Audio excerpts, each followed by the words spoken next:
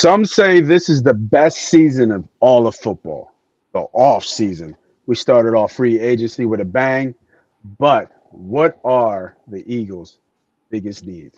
Let's talk about it. From the city of brotherly love!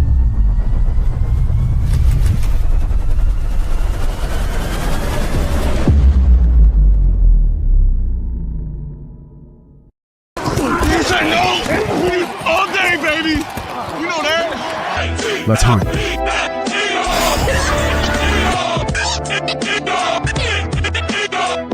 If we don't come together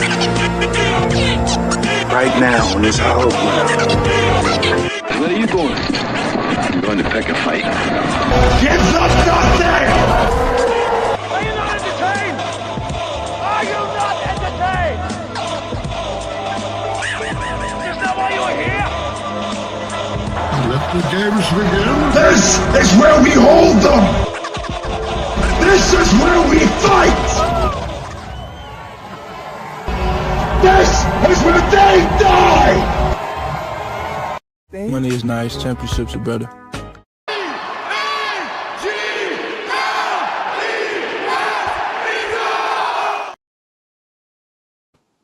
Even though I feel like the ship is sinking, that ring is still pretty. That ring is so pretty. I don't care what anybody says. Welcome everybody back for another episode of Victory Mondays. This is the off season. This is where we get to business and show why we are the best Eagle show around. I'm the host. I'm the CEO of the Cody Moss Morning. Of course, I got my guy with me, Ernie B. What's up, bro? What's going on? What's going on? My time of year. My time of the year. Yeah. Yeah. We got a month till the draft, so that's always a good thing to look forward to. You actually reminded me of that. I forgot to have that in my notes. Thanks for everybody for joining in. Come on in. Tell a friend to tell a friend about the boys from Victory Monday. But you just reminded me that we usually do around this time all the important dates for the NFL coming up that we typically kind of go through. Yeah. So important dates so far. We are March 23rd. Right now, the next big date is the 29th, which is the annual league meeting out in Phoenix. Then in April, things kind of get kicked up. Off-season workouts kind of start. Deadline for physicals, April 15th. Restricted free agents, April 17th. Do we have any restricted free agents? Oh, we didn't tender it. We didn't tender anybody. Ben Van Sumeren was the one RFA, and they didn't tender him. Okay. And then April 20th with returning head coaches. Then on the 22nd, some refusal of rights to restricted free agents, RFA, like my homie said. And then we are in draft season, April 23rd in Pittsburgh. Will this be this year's draft? So we are lined up, ready to rock and roll, getting to the draft and looking at the schedule for Victory Mondays. We have 4 Mondays until draft comes. So today we're going to talk about the biggest needs. Next week we're going to get into first and third round targets. Then where Howie really gets money, 3 and 6. That's when you really get into it. And then fourth, we'll do our mock draft on that fourth Monday and see if we can hit. I think we were pretty good last year. We got pretty close, couple picks that we kind of hit. I would have to bring it back up and kind of look at it. But I know there's so many mock drafts. There's been a mock draft since goddamn the Super Bowl, right? So everybody does them. We like to do them at least at the end. Sometimes we do it in the beginning just to see, but I like to a little bit more finer in our mock drafts so we get as close as possible to what we think was going to happen. All right, let's do some house cleaning. House cleaning first. Shout out to the Giant Killer who retired. We didn't get a chance to say anything last week. Wanted to make sure I give some love and some respect to Mr. Boston Scott. What is he? 16 career touchdowns, 10 of them against the G-men. They call him the Giant Killer, man.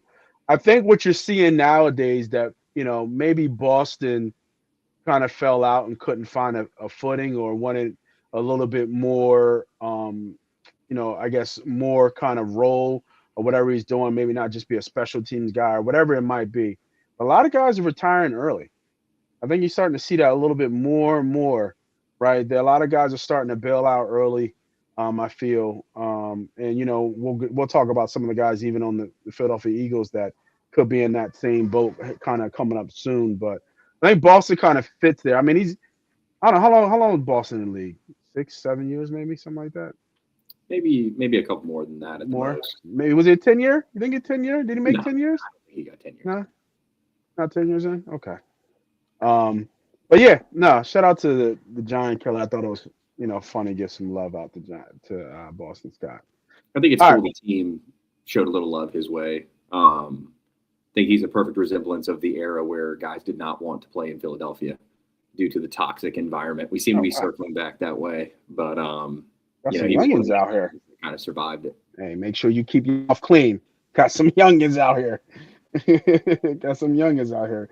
Ernie B's good to drop a couple F-bombs or something out here. No, not me. Not me. Not you. Oh, not you. Not you at all. Never me. Never me. Not this time of year. I'm cordial this time of year. Oh, okay. Okay. All right. So let's do a little bit of housekeeping, right? Free agency, we'll talk about it as a whole, where we're kind of thinking about how the Eagles did in free agency, kind of talk about how Howie is in terms of this new, I don't know if it's new strategy, but, kind of a little Continued bit, practice. yeah, a little bit different compared to the rest of the league, right? These kind of like 1 year kind of try and buy deals. I think I want to call them, right? Try and buy deals. And then we lost a lot, right? Lost a lot of starters, a lot of people who, a lot of good depth too. So overall, where would you put us, I guess, grade wise for what we added versus what we lost, kind of totality of what you saw from the Eagles from free agency? I give him for up to this point, which is kind of the end of it, as far as the big names go and all the runs. I'd probably give him a B plus. B plus. I think they've done well. I think they've spent well. I think they're continuing to practice, trying to be positive in the comp pick formula, and they've done well with that. I like what they did. I think going to getting a guy like Reek Woolen, for that kind of money at $12 million with upside to 15, I think that's obviously he's gonna play opposite Quinyon. And that was a different philosophy from last year where they chose to shortchange outside cornerback with the idea that they could use some of their younger guys to fill in and compete. The cheap veteran ended up winning the job at Dory Jackson. And he was rough to watch in the beginning, but he's kind of put it together there at the end. Yeah, he found his footing at the end. Just to be serviceable. Yeah, I agree. But I think that's what we need to look for, and that's what this episode's about. Moving forward, they're going to, because they have such really good players that are highly paid at the top of the roster, they have to supplement other positions. And that means some spots are going to get shortchanged. One of which is not kicker, one of which is not punter. Other teams choose to go there. Our guys are paid fairly well. We're going to get into safety. We're going to talk about corner, but I think with the guys on their rookie deal, I do think it's smart to go out and get a guy like Woolen and give him a 1-year deal. There's a chance he hits, and next year he signs a big contract, and everything works out good for the Eagles. Yeah, no, I agree. I think Woolen obviously was, I don't know if he was the steal, but to get a starter caliber corner with his type of upside, obviously we all know the measurables. A little bit different, not different. Back to I think kind of Bobby Taylor days, right? Bobby Taylor was a long kind of corner, I think 6'3", 6'4". I don't think Bobby was never a speed guy though. He was a glider, right? He just used playing. Woolen's got some crazy. Woolen's kind of one of his own. He's kind of the first of his kind of thing to have success at that size, and then speed. And I heard one guy say that he seems to get bored out there, which he does.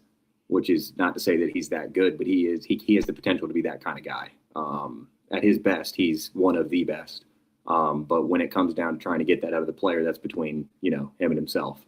But I think that as far as their big get goes, to go out and spend that kind of money on a position like where we would think usually edge rusher, to throw out a little chunk of change at outside corner kind of shows somewhat of a shift in philosophy. Yeah, I mean, I think they need to shore it up, right? Just the way that Vic wants to play, especially how he wants to use Cooper. Trying to move Cooper to that outside corner, full time. I think you're moving an all-pro nickel corner outside to maybe where he I wouldn't say get exposed, but that's a transition, right? And he's kind of I just think, I think it's less change. You know what I mean? It keeps things simple. yeah. I agree. So I would give it a B.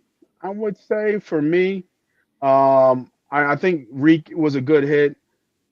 Whatever Hollywood's got left, you know, Damian Priest just kind of adds to depth. He's got to have a. I think he's got to have a really strong camp to probably make the team. And then Jonathan Jones, Mutt was it Mute or Mutt? Mutt, I forget how you say his name. Johnny, the tight end. Any month. Mutt, that's right.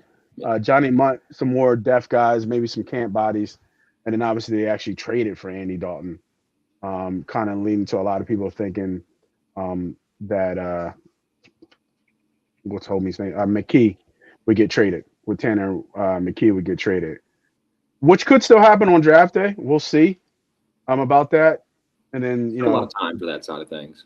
yeah, we still got 4 weeks to go. Little G always kind of comes in and shows up. Happy birthday, brother. I'm a Pisces man myself. Happy birthday, bro. Happy birthday. So, and then they lost a ton, right? We lost I would say maybe 3.5 starters. Or do you call Dotson a starter? I mean, he was. Defense lost more than the offense did. Yeah. So 1, 2, 3, 4, 5. Yeah, five players, 3 of them starters on defense. One of them was, I would say, at least a contributor in Uche. Yeah. I mean, he kind of. I mean, I think Adori's still out there, but I mean, let's just talk about that position's been filled. But I mean, losing Reed was tough. Dean was a starter. That's tough. Phillips leaves. That's tough. They've lost a lot this cycle. They have. They've lost almost more than they did last cycle, which is hard to think of as far as the length of players. The name, the list is longer, but the top tier talent definitely left more last season with Milton Williams, Josh Sweat, and them. But still, it's the same, same program yet again. Yeah. And then lost some depth, right? Pryor, Tough. A lot of spam today, huh? 500. You got 500 for Seahawks. Jared Burrow. What are you talking about out here? AJ Dillon, a little bit. I don't think Sam Howell was nothing, but you still need him. Aziz. So to your point, they did lose a lot. Of players I think actually who played compared to other cycles, and you could say they probably added 2 starters, I would think. So far they've got 1 guaranteed starter, and that's probably it. Yeah. I mean, you could say Hollywood's going to start. So. Yeah, I think Hollywood started, especially if what it looks like. If AJ's gone. Yeah, that's yeah. Right. So, all right, let's get into the question of the day. That is the biggest team needs right now. This is going to be in order too, by the way. And for me, first one, it's dear and close to my heart. Edge. All day. Edge is going to be number 1. We are right back full circle to where we started. What was this? 2 years ago? 3 years ago, maybe? I've been talking about Edge. So right now, we have Nolan Smith and Jalen Hunt as your starters. Behind that is absolutely nothing. Now, they're doing what they've done the last couple cycles, right? Betting on upside. Arnold Bigiti, or Bigitai? Is that how you pronounce that? Ibikiti. Woo! Yeah. Say it one more time for the people in the back. Arnold Ibikiti. Ibikiti. Ebikiti. Right. You could say Ebikiti, Ibikiti. I think Ibikiti sounds good. We're gonna call him Arnold. Hey Arnold. Hey Arnold, right? Hey Arnold, which if you look at the stats and what I've kind of read up on him, for what he was, he reminds me of who's the guy who went to the Niners who just retired too? He just retired. Bryce Huff. Huff. He kind of reminds me of Huff, right? That person who has the stats. He can, that has some of the stats as a part timer.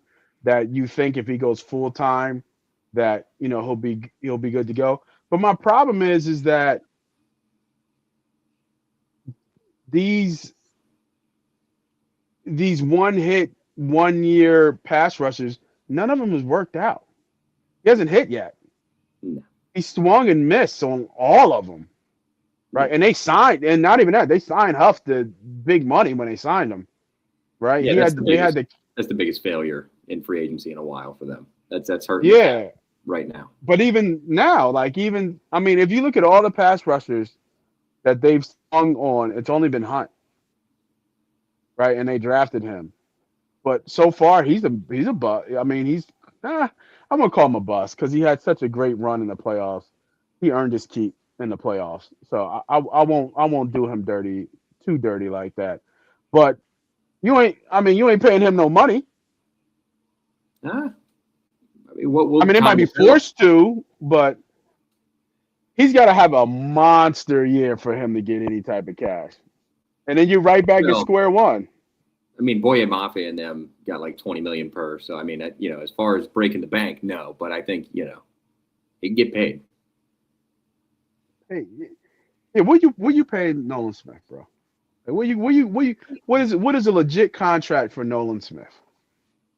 Team friendly 4 for 100, 25 million. 4 for 100, 25 million for Nolan Smith. Yeah. Woof. Yeah. He'd probably get more from that somewhere else too. So you'd saying 20 million less than Jalen Phillips? That just based on youth? Jalen Phillips got 30 million per, 120 million total.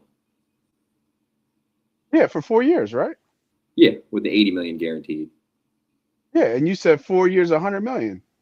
Yeah. So just 20 off. Yeah, but total. The 30 million per, 25 million per. I think that's about spot on for Nolan. I think he's about 25 million. Oh man. Let me ask you, do you pay Nolan Smith that type of money? Pay Jalen Hunt that kind of money.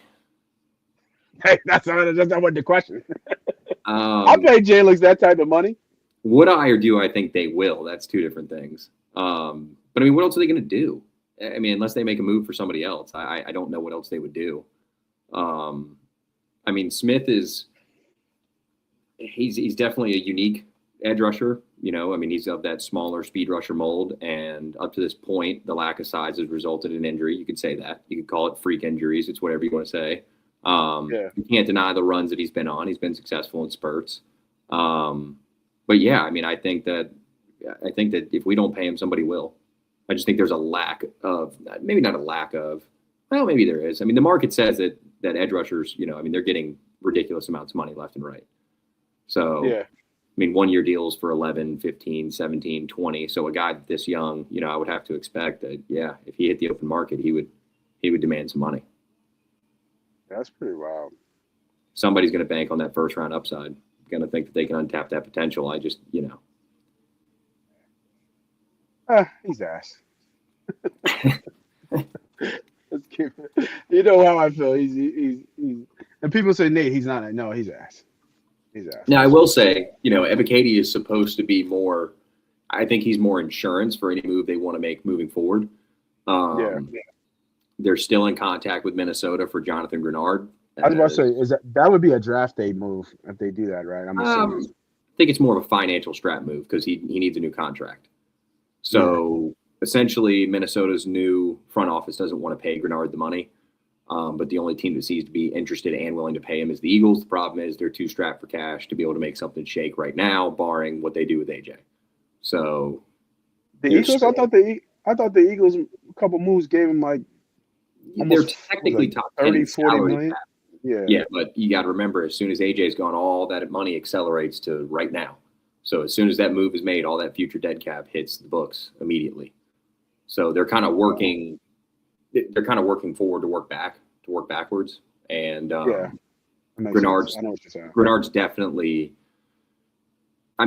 As of right now, I believe NBC put out on Sunday or I believe it was yesterday or the day before that he is it's Eagles remain interested. So, take that. Well, they need him. They need him. Yeah, they definitely need For they need sure. another body. I mean, right now they only have 4 guys under contract. You can't even go into camp like that. So, you got Especially with Jose the- Ramirez there, which I think he's played in 4 games for Tampa Bay. That's a just classic futures contract. They're just trying to see what he can do in camp. It's referred, camp body. But to have 3 guys so let's say Jose Ramirez cannot perform up to par, right? Like he's just a camp body. He can't go into a game with 3 people. So, the term is they cannot line up today at edge rusher. So obviously something's going to change.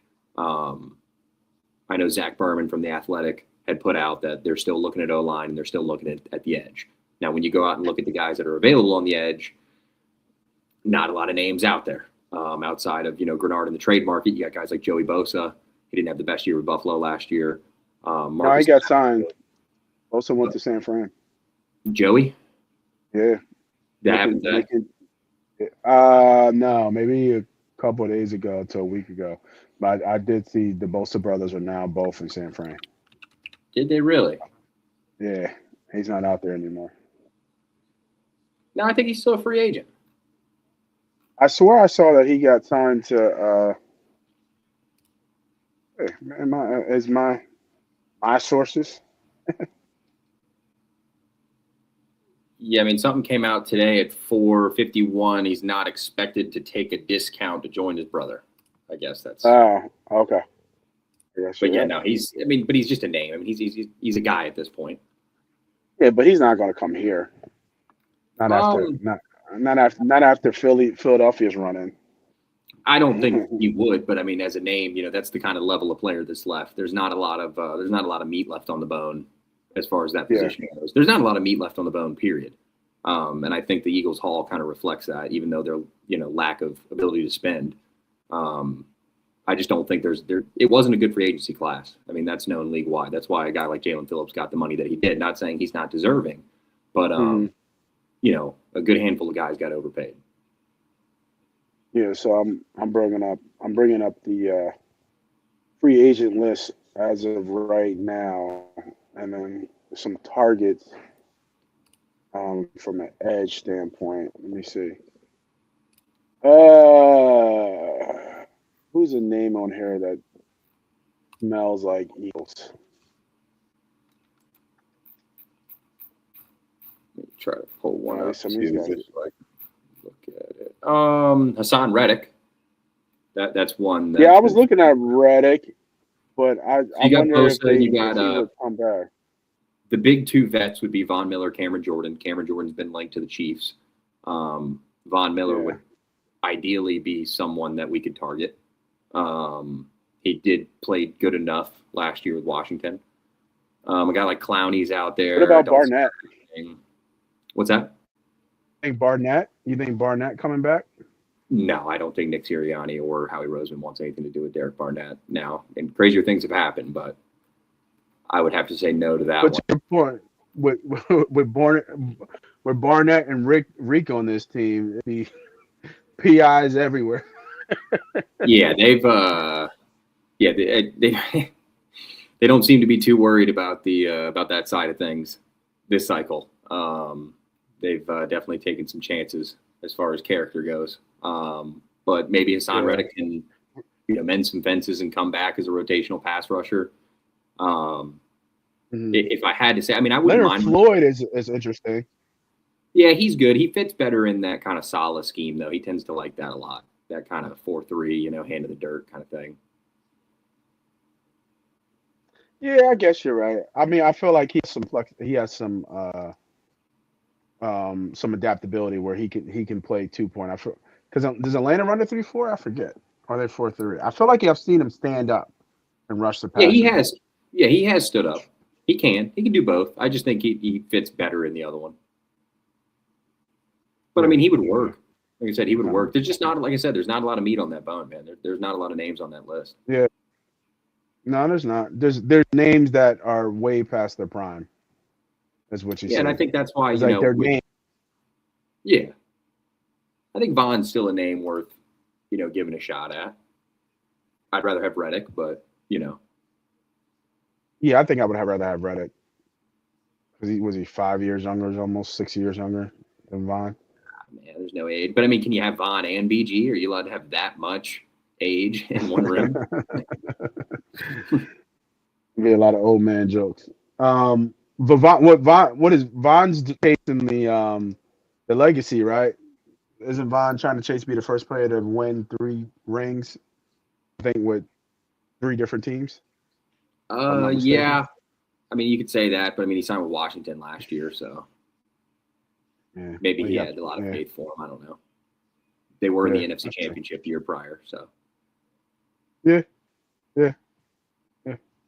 All right. I think. Are you okay with Edge being first as the number 1 need, or do you think there's another on this that's a bigger need than Edge? I think Edge is 1, but I have them like a 1A, 1B, just because of like team philosophy, obviously, O-line, trenches, D-line, Edge, the whole thing. I just personally, knowing the way that a Fangio scheme works, I cannot stand the way this safety room looks as far as like we talked about lining up today. Yeah. And, I will preface this with, I think I have a lot of faith. I've spoken very highly about Andrew McCoop on this show. I think he's a good football player, but I also have stated multiple times that I don't want to put too much on a young guy's plate. And I don't think Vic wants that either. And I think that, we can talk about this since we're here. I think the trade of Sidney Brown and the immediate signing of Epps and JT Gray is a good signal as to what they're doing. There is a chance that they are going to shortchange safety as opposed to these other positions, just like they did with outside cornerback 2, which would imply that we've got a Andrew McCuba guaranteed starter. He's definitely going to play. And opposite from him, we have a potential competition here between Marcus Epps and Michael Carter. Michael Carter is making the transition from nickel to safety. This is confirmed within the building. And, this is a little thing about Michael Carter. So Michael Carter out of Duke was drafted by Joe Douglas and the Jets. And he was moved from safety to nickel because they felt that he could be an elite nickel in the NFL. And he was really good up to that point. Yeah. I wouldn't say he was the best, but he was really good. He crossed paths with the new DB coach, Joe Casper, over at Duke. And Joe Casper was the safeties coach. He's now the DB coach, taking over the role of Christian Parker, who's now the DC with the Dallas Cowboys. I think that people forget Michael Carter's only 27 years old. So this idea that they're so old at that position, because I think people don't know who he is, to be honest with you. What's that? I don't think people really know who he is. Jets fans are pretty familiar. Guys in the AFC know about him a little bit more than people in the NFC, just because he was, stuck on the Jets. But he was really good he was good with the Jets. He was good in the nickel. When they made the trade for him, there wasn't really a lot of room for him. He caught on there at the end of the season. Vic Fangio really likes him and trusts him a lot, and has actually referred to him as one of the best man cover corners or man cover DBs. He talked about that in during training camp. Yeah. So I just think Carter, I think there's upside there, but I do think that this is a position of concern. Like we've used this, so far in the show. Can they line up today at safety? Yes, they can. Can they line up at edge today? No. So I think that's why you put edge over safety. Are we happy with what they have at safety? No. But Howie made us wait till I believe it was August something before the trade for Gardner Johnson in 2022. And we were going to assume that Anthony Harris was going to line up next to Marcus Epps. Gardner Johnson gets traded, 9 days before the game? He ends up playing, and then the rest is history. They make the Super Bowl run. So there's always a deal that's potentially in the works. Mr. Howie Roseman does a great job of that. But I think as we stand today, can they line up? Yes. Am I happy with the room? No. No, I do agree. I don't think. See, my philosophy has always been, I think, the other way around. You can hide, and I don't call our secondary poor because you got 2 all pros back there, but you can hide a poor secondary with a great pass rush. I don't think the other way around, right? You can have a great secondary, but it won't hide a bad pass rush. But sooner or later, too much time, they dissect you, and you can only cover somebody for so long, right? Well, and I think the other side of it is they have to be married equally. like obviously if you have a premier pass rush, but you have a bunch of, and I hate to say this just because I like the guy, but a bunch of Adoree Jacksons out there, you're not going to get anything done because you just can't do what you need to do. But like you're saying, if you have a healthy mesh between the two, but you're heavier towards the line than you are the back end, you should be okay. As opposed to if you heavyweight the back end to the front, it's not going to go so smooth for you just because, like you said, those guys can't cover all day. But I will ask you this question from your point of view. Is it easier to hide the outside cornerback opposite Quignon and outside of DeJean, or is it easier to hide the safety opposite your starter? And I mean that because this is a mix. This is a match, carry, deliver scheme. So there's a ton of communication between all the guys. I think it's the way they play safety, because like you said, it's kind of almost positionless safety where they kind of switch in between your traditional strong and free. I think it's probably easier to hide that safety than it is that corner, because we've seen that corner get isolated, right? And they isolate that player, and they just some schemers just attack that same corner, and they've tried to move them. Like look at Ringo, right? They move Ringo around, they still go after him. Adoree too. I mean, Adoree was targeted heavily throughout the year. Yeah, so it doesn't really matter. But I think because of the way Fangio plays this defense and the way our safeties kind of can be interchangeable in terms it's really not a strong or a free. I think that you can kind of hide that a little bit better. And I'm actually a fan of Epps, right? I think he's a smart player. He kind of he's not Blankenship. I think Blankenship was a little bit, maybe a leg up on him just because maybe Blankenship had a little bit more size and Blankenship had a little nose for the ball with his career 9 picks. But I do think that Epps is in that same mode, just a smart player, knows where to be, knows the scheme. He'll make a play or two. He's not going to wow you with anything. He'll be somewhat of a short tackler, but he's not a star. He's a fill-in. I wouldn't even call him a starter. He is a second. He would be he would be the first guy off the. He'd be the first guy off the bench. He'd be your third. Ideally, he's your top third safety. Yeah, he's your whatever packages he needs to fill in, and yes, and I think a lot of that has to do with the fact of that knee injury he suffered in Vegas, and part of the reason why he got cut from New England was he just can't run like he used to. Wasn't much of a track star before by any means. He has definitely lost a bit of a step. But I think he can suffice. I would have to say I think Carter would probably have the upper hand just based on where we're at today. But I do think, let's just say they don't add anything. I think you would say Marcus Epps.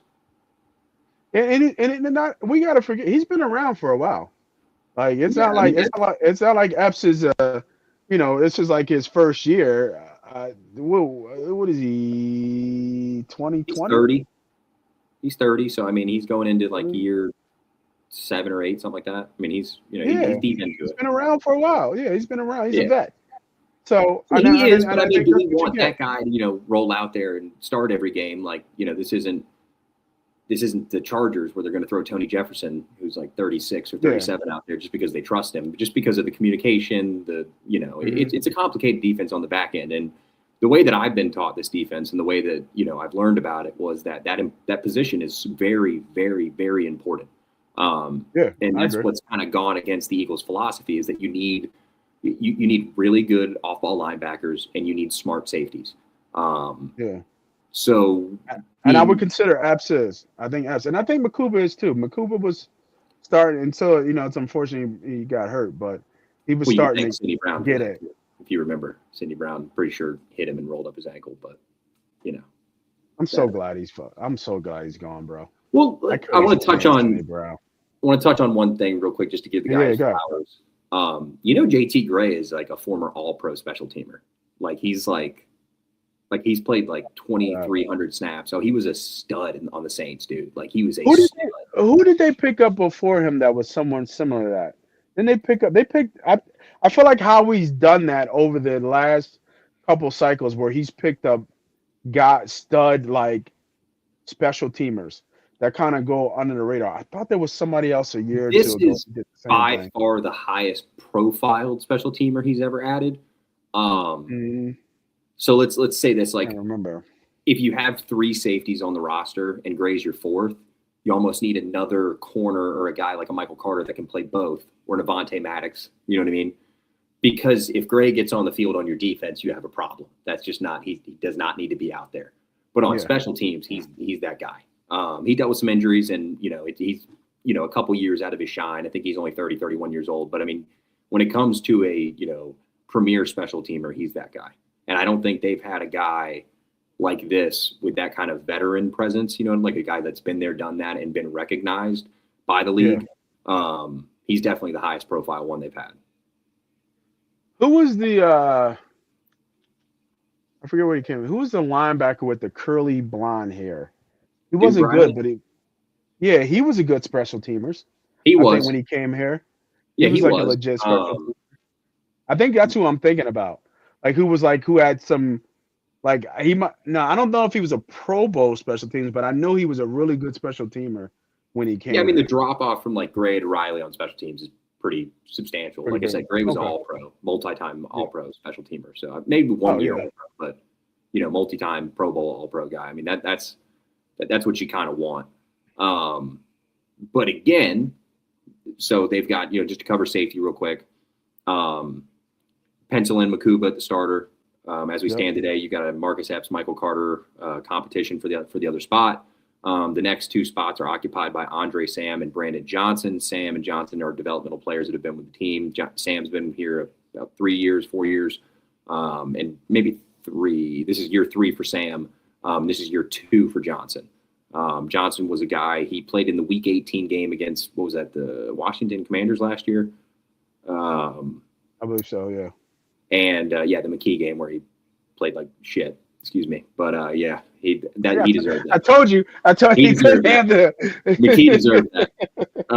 But he broke his ankle or something that game. But I was actually told that they were pretty excited about him, and that he had a really good camp, and they were happy with how he was on the practice squad. So obviously those dudes are more just kind of shots in the air, just trying to see if, throwing darts at the board, see if something lands. But definitely a position in need. And like we've been going over on the show, like I've been saying, can they line up today at safety? Yes.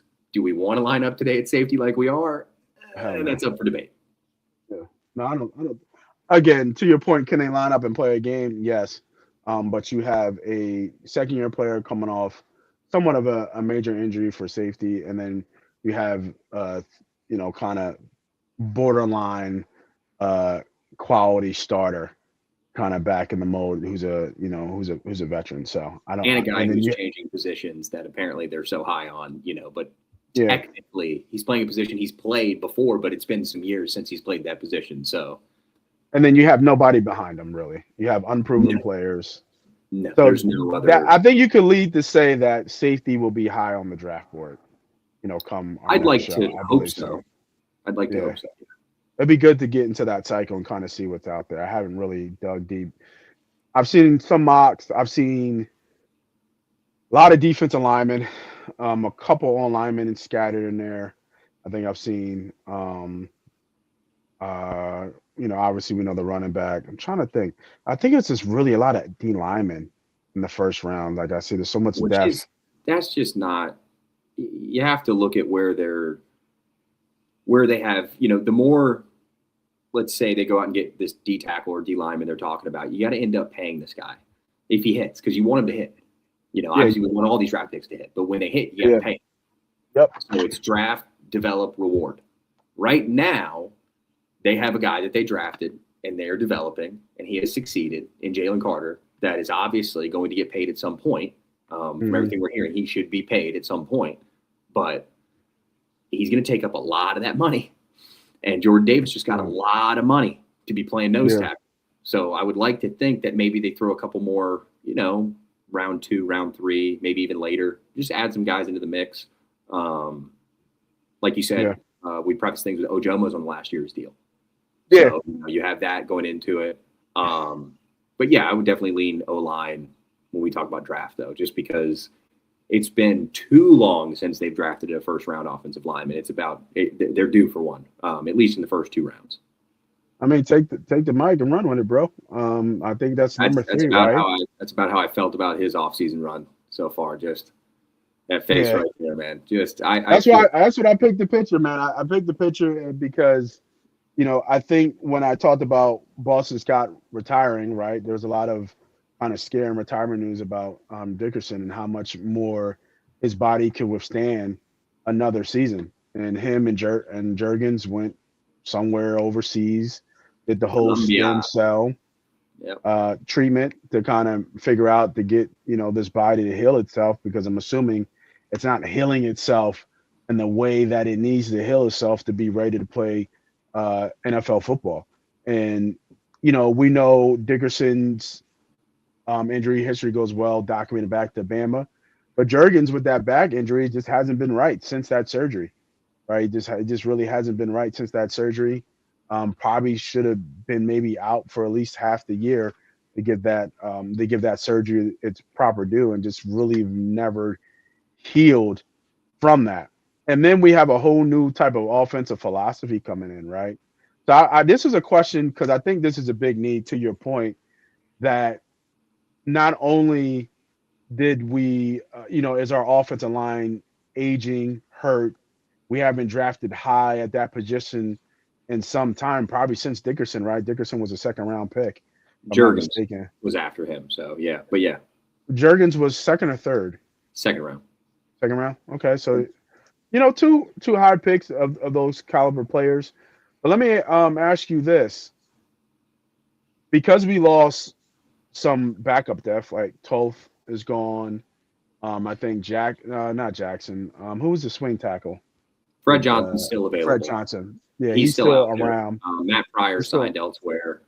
Yeah, Pryor not was like ass. I'm surprised he signed.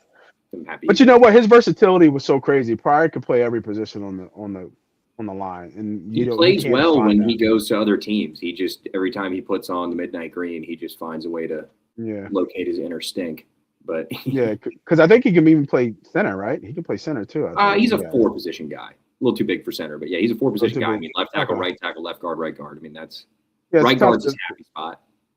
Just tough to find. But I think with that, there's really no guard depth at all.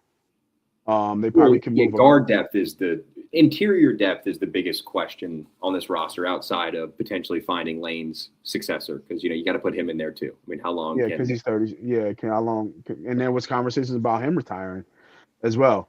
So with the new philosophy offensively coming into the fold, where these new coaches bringing in, obviously Stoutland University is no longer open, but I hear he's going to be in some capacity as an advisor. I think he's still going to be around the building. Yeah, Lane hit into something. Lane hit into something like that on the what was that? Andrew Whitworth and Ryan Fitzpatrick have a podcast or something like that. Yeah, I think so. And he hinted at it. That's still to be figured out. Maybe there's a chance that Stoutland's helping through the draft or something, because he's always been. And that's where I'm kind of going with this. Yeah. To your point, we've been used to a certain type of developmental offensive lineman that the Eagles go after. And they've always freedom, in a sense. They've had a developmental freedom where they've been able to take guys that maybe had a couple more question marks around them, or maybe we're told that they need to play this position, but we need them to play another position, and we've had the freedom to trust that Stoutland would get them ready to go. Chris Cooper. We don't have that anymore, I don't think. He doesn't have that kind of credibility. Yeah. And we have to assess the fact that we're moving from an inside zone to a wide zone. Essentially that's what they think we're going to do. We have no idea. Right. Even though we've had a new offensive coordinator every year of Jalen Hurts, every year of Nick Sirianni, it's boiled down to being Nick Sirianni's dumbed down offense. Right. Yeah. So, I'd like to think. But does he fit? That's my thing. I mean, did he go all pro? I think Jurgensen went all pro. I think Dickerson and Jurgens went all pro at some point. No. Jurgens. I'm sorry. Jurgens went Pro Bowl. Dickerson definitely went all pro. Dickerson has been all pro. I don't know if Jurgens has been all pro yet, because I don't think Jurgens has. Ragnow, I believe, beat him out the year they won the Super Bowl. But he's been Pro Bowl. Jurgens had Pro Bowl this year. Not like he deserved it. I know, right? Yeah. But Dickerson went all pro, so it's hard to say an all pro center.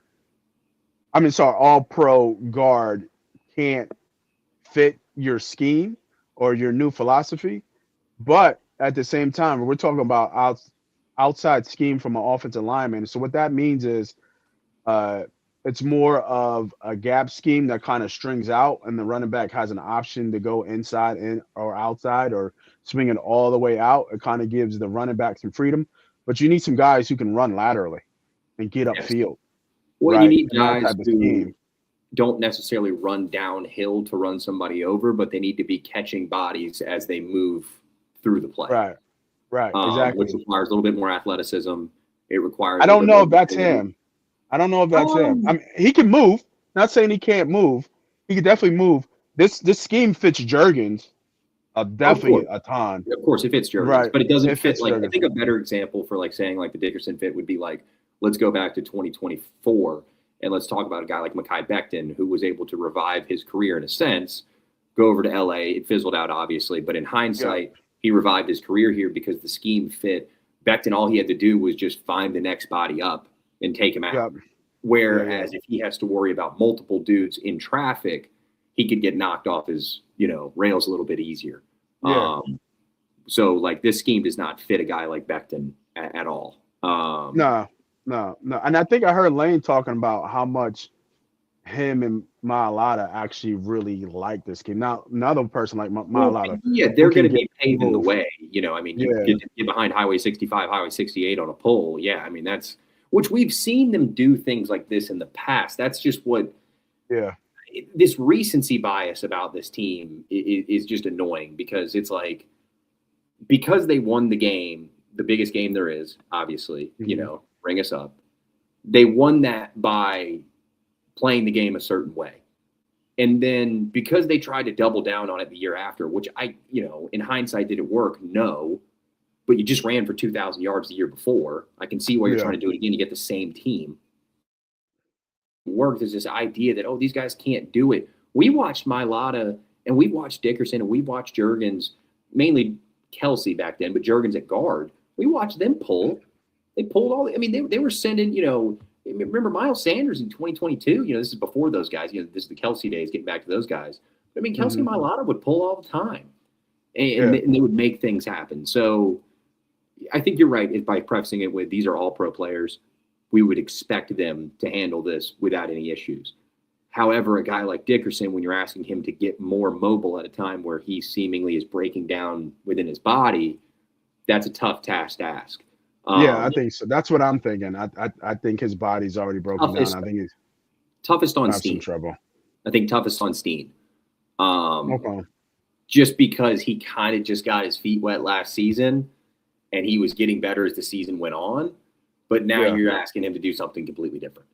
So I think that I know we've been having this conversation for years about right guard. I think right guard comes into question again. Do I think they like Steen? Yes, I do. Do I think they're going to give him the chance? Yes, I do. But let's say they draft this tackle. Let's just say Caden Proctor. Let's start throwing out some names, right? Let's say they take the big boy, Caden Proctor from Alabama. He's not going to play swing tackle for this team. You spent a first-round pick on him. He's now going to move into right guard. And now that he's at right guard, now Tyler Steen's your top O lineman off the bench. And let's not forget, Tyler Steen was a tackle in college and has filled in there when things get real shallow. So if you had Steen as your top offensive line off the bench, let's say you bring in a guy like Proctor or somebody along those lines, Blake Miller is another really good name, tackle out of Clemson. You bring one of these guys in, right? Things start to get a little bit easier, with this whole scheme change and all that. Because if you draft a guy at right guard that is built for what we want to do moving forward, right, then we can go back to what we just said of, I'm going to assume all my all-pro guys and pro bowlers can kind of just find their way in the mesh. I think when you look at this team as a whole, as we continue to go through on these cycles, I think Eagles fans are going to start to see, and now we not expose them, but there's more holes on this team than people think. Right. There are, and I think the spoils of Stoutland University are going to start to. There's going to be anything that happens with the O-line. Oh, this is Stoutland's. Why did they do that? But I mean, every dream team, every great run comes to an end. I mean, these guys, these O-linemen. The problem is it came to an end before it even started. We just got a taste. We just got a little bit of it. We just got a little bit, a little sprinkle, a little sauce. You know what I mean? We just That's got a all we little get. bit, and that's what I said before. The dynasty ended before it even started, because that's what we were looking like. That's what we were thinking, and it's a wrap. It's over. Well, I mean, you can say that it's a roller coaster ride, right? Like, because 2022 was a run, and that was our first, like, just came out of the. I mean, golly, they were so good that year. But they had holes in the roster then. 2023, the roster was really bad. You can just omit that. The defense was atrocious. 2024, I mean, we were talking going into the season, even with Barkley. I mean, they're not perfect. They've got a couple question marks here and there. Can they move the ball? Can they throw the football? Can they do this? And in the beginning, it didn't look good. They didn't look that good in the beginning, right? It wasn't working. The defense was terrible for the first 5 weeks until they got that bye week and then came back and just Fangio figured it out. But and then Barkley just went off. He just went well, off. yeah, and then the Barkley show kind of took it to another level. Yeah. But I just think that this is obviously a fan base that holds their team to a high standard. Absolutely. Why we're As able they to do what should. we do. Once we got one, we and at the game, we want multiple. We got one. I need more. Exactly. So we got greedy. I just think that we're pointing out some flaws, and I think all of this has to be put in. It can't be put into a vacuum. You have to put it into this just big, like the cartoons when they're thinking of an idea and it goes up in the big cloud and everything. You just kind of got to take these pieces, and we're trying to put this puzzle together because we don't know what they're doing inside the building. Hell, I guarantee you the guys that aren't in the know 3 doors down or 3, rows of offices down from Howie don't really know exactly what's going on. What are they doing? Because they keep things so close knit. So do I trust that they have a plan to fix these positions? I do. Can you fix everything in the draft? No, you can't. Can you trade for every good player that goes in the market? No, you can't. So that's why we're pointing out these issues here, because there is a chance that, by the way things look right now, this roster isn't perfect. Is it top 15 in the league? I'd say so, but that, again, comes more around the fact that they're so top-heavy. But you're only as good as your weakest link. And right now, they've got a few weak links. They've got a couple. They do. And if, everything comes to fruition and 11's not here, I think this is another quiet kind of weak link. Now, I thought Dallas was as good as gone. Dallas Goedert. But they made it happen, and he is back in Eagles Green. He wanted to be back. That was the biggest thing about it. He wanted to be back. Well, do you think he wanted to be back, or was his market trash? From what I understand, he didn't want to pick up his family and move to a different location for a couple more $1 million. So he had a change of heart. Not necessarily a change of heart. I think he went into it just like he did the previous year, and he held ground. And then when the market went the way the market went, I think it got to the point again where they were just like, so what do you want to do? Do you want to go play in Denver for $10 million, or do you want to play for the Eagles for $7 million? What do you really want to do? Is that $3 million worth you moving your family for potentially just one season? At 31, Goddard's, he's thinking about those things. Do I think that maybe at the end of this year, if he gets real close to some contract escalators, do they just give him those just because they're due right by the player? I think that's why a player takes a team-friendly deal, because he expects to be helped out on the back end. Yeah, I think it showed me a lot about Goddard. I thought this was a year he was going to go out and get paid. In my opinion, at least have some type of kind of big deal. But I think with AJ in the fold of not knowing which way he's going to go, even though I think the writing's probably on the wall about AJ. And I think I saw him. Wasn't he training with like Keith Byard and the Patriots? Or Kevin Byard or something with the Patriots? Former Eagle Kevin Byard. Yeah, like just out of nowhere, you just start trading with the new safety from the New England Patriots. Yeah. Former Titan teammate, and former Eagle, so he gets a pass there, but but you ain't never seen AJ train with Kevin Byard in my life. He's pushing all the right buttons. Oh yeah, he's trolling for sure, and I love it. He's playing. He's leaning into the villain role if that's what people are going to make him. But when you look at this is an honorable mention here for me. If AJ Brown's not on this team, you got Devontae Smith, you got Hollywood Brown, and I'm not sure you don't have really nothing behind that, Yeah, big right? bad Darius Cooper. Don't We leave him. we can talk about Cooper all we want, but he's still got to go out there and prove it. Yes, preseason sounds great, but he's still got out there and prove him, and he's got to eight, and then He's got to not taunt the Jalen's defense. got to trust him too. I'm not sure Yeah, not Jalen. taunt the defense. That was his one flaw last Yeah. year. He had to get in the Washington defender's face, and And then there's the Johnny Wilson experiment that's still going on. he's coming off Covey. a pretty major injury. I believe it's knee and ankle at the same time. So I think he had double surgery. So it's going to be a. Let's just call it like it is. I don't know if he's going to be the same player. Our favorite deep threat, Quez Watkins, is back, along with what seems to be the Eagles' favorite camp body and Danny Gray. Outside, Britton Covey. We can't forget Britton Covey. He's a mainstay. Well, Covey's Covey's a special teams guy. Yeah, I mean he's there. Which I think they need to challenge. I think they need to challenge him with somebody. Even though I think they've tried over time. Like they've tried so many Smith? different things, Nate. They have tried so many different things. Yeah, they tried so many different and guys. at the end of the day, does every collision with Britton Covey look like an 18-wheeler hitting a Prius? It does. Sometimes he gets up, sometimes he doesn't, and that's their problem. Yeah, he's good reliable. I think right. Is he a good punt return in the NFL? Yes, he is. He actually he is. No, he actually is. He just don't break nothing. He just don't score no touchdowns. no, but that's not really. It's all about flipping the field. So I mean, he's been a He'll nice catch problem. the ball. I'll tell you that he'll catch the ball. Oh yeah. He'll do better than Dotson did. So that's for sure. Yeah, exactly. So, but this, like I said, honorable mention, man. When you think about, Goddard is huge in terms of him returning, because there was a scenario, a window where Goddard and AJ weren't on this team. So with Goddard gone, Goddard here, kind of opens up, the contract wise and that, that conversation and flexibility with being able to get AJ, because they would have took 20 million dead cap for Goddard, and then whatever AJ. They technically saved money by signing Goddard, by re-signing Goddard, but would you have said that it was always in the back of the Eagles' mind, one or the other? It was either AJ was going to stay or Goddard, or was always a window where, because there's still a scenario where AJ don't go nowhere and he's still in Eagles green next year. I think Jalen Carter's extension is more contingent on moving AJ Brown than anything else.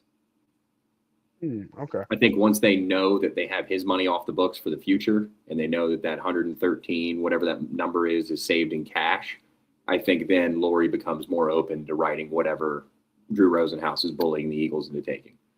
Yeah. Because as we know, and as everybody knows, Carter's value is just going to go up.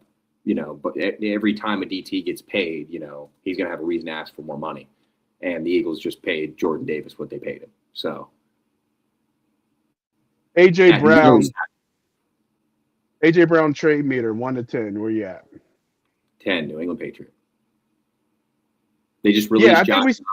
They just released Josh Dobbs yesterday. So number 11 is now open again for Big Bad AJ. So. This be funny if they release him just to get AJ his number. I mean, but the funny thing is, though, from what I heard, and I think this is what the rumor is, deal's done. That's what I heard. I heard the deal's done. As far as I understand, it's done.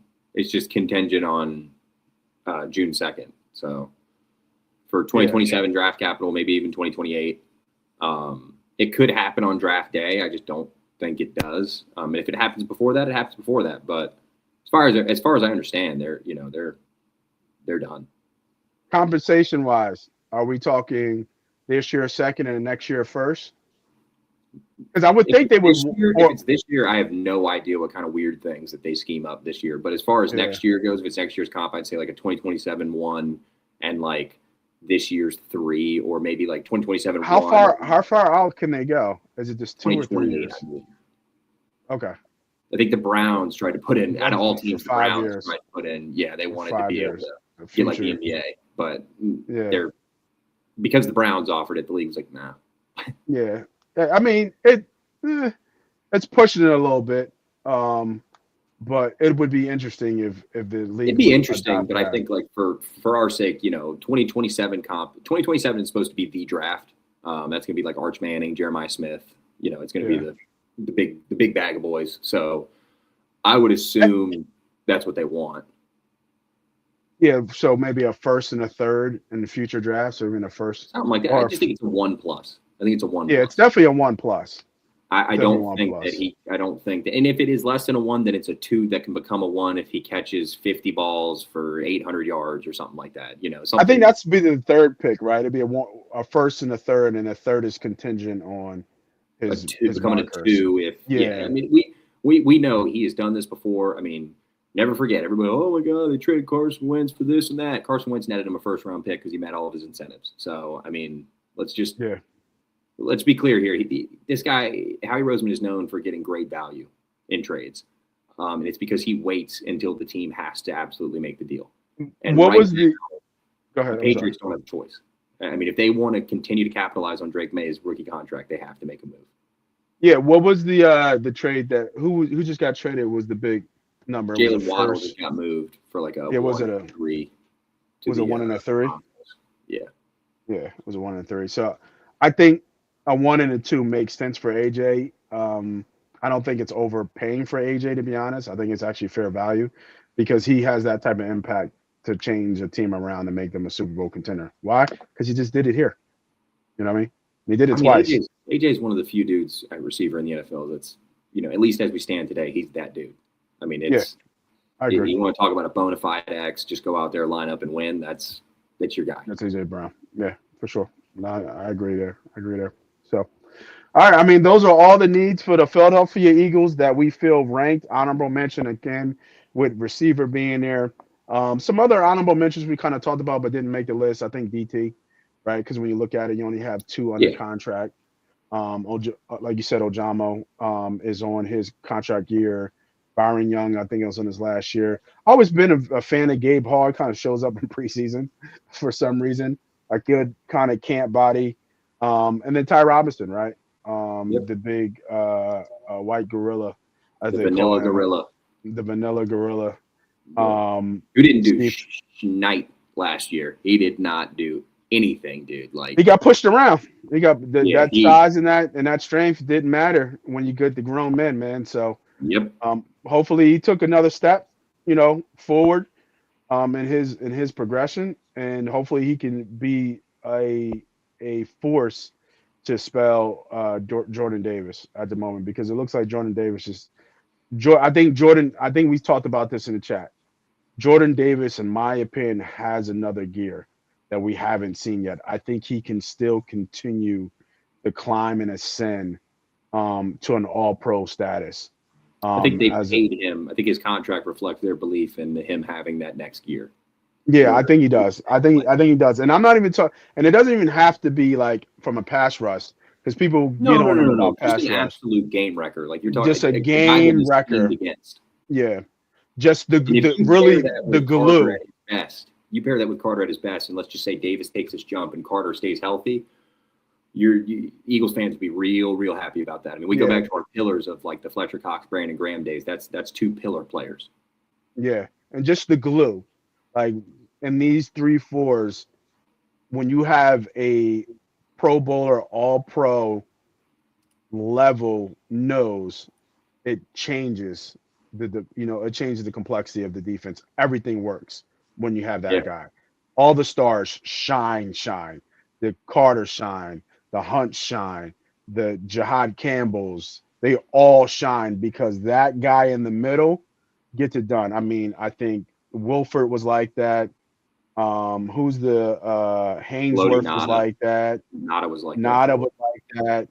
Like all those guys, Gilbert Brown, not so much, but he was a problem when he was moving around. There's somebody else who was like that too. Was Henderson that from Jacksonville? You been Big Henderson? Was he a nose or was he that 5? I think as far as like best example goes, it'd be Big Will Fork. just because Will the for way Belichick was able to scheme. I think Nada was a good comp too. Nada was a good really comp. I mean, the Ravens Nada was like The Ravens Nada was a good comp, and so was talking about historic Albert, right? Albert, when Albert was in Tennessee, I think it was before he got big paid to Washington. When he went to when he was in Tennessee, and he was a beast in Washington. Let's not get it twisted. Like he was a beast in Washington for a couple of years too. He was a freak. He was silly. So that's the type of impact that I think Jordan Davis can get to, and hopefully he can get to over that in the next couple of years. So next week we will do our draft targets for round 1 to 3, and we'll see what we come up with. Thanks everybody for joining. We're gonna mesh with this episode. I'm not trying to interrupt you, but I'm saying we're gonna mesh those draft picks with this episode. It's all gonna work, Yeah, for sure. All one game flow. Yeah, absolutely. Thanks for everybody joining in. It's been up and down. I saw a couple likes. We didn't really get likes from before, so got some spam in the beginning. But make sure you hit that like, hit the subscribe, all that good stuff, man. We will catch you guys next week. I'm Moss Money. That's Ernie B. We're out of here.